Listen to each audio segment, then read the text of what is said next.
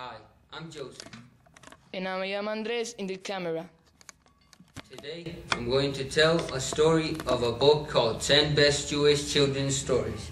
It's a book retold by Daniel and Janice Berber and illustrated by Jeffrey Allen. The story I'm going to tell today is called Joseph's Love of the Sabbath.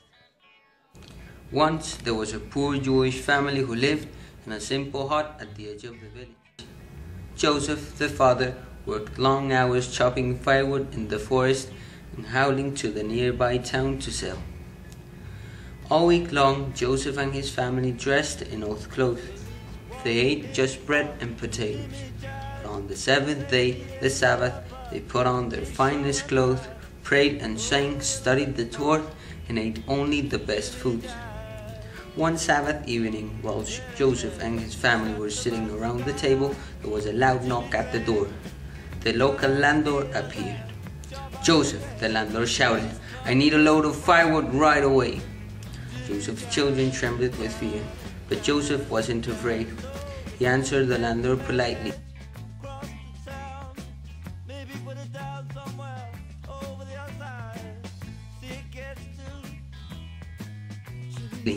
He hissed, "or I will drive you and your family out of this village."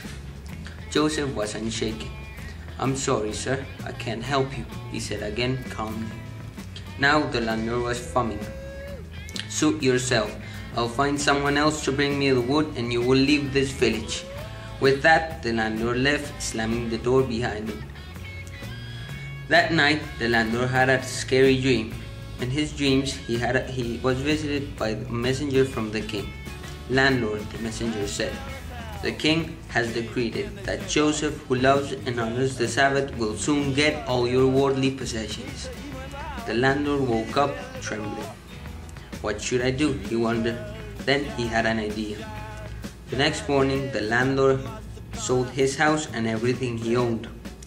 With the money, he bought a large, beautiful diamond. Of course, he had to hide the diamond from robbers, so he sewed it into his hat and put the hat snugly on his head. "Now Joseph will never get my money," he thought, smiling. Then the landlord headed out of the village to get far away from Joseph. As he was crossing the bridge, a gust of wind suddenly blew his hat with the diamond into the river. The landlord almost jumped in after it, but the water was deep and icy cold, and besides, he couldn't swim. "My diamond!" the landlord cried, but no one heard him. The landlord sat down on the bridge and wept. Then he traveled to a distant land. For many months they had laid on the bottom of the river. Finally, it began to rot. Then the diamond fell free from the threads that held him in place. One day, a large fish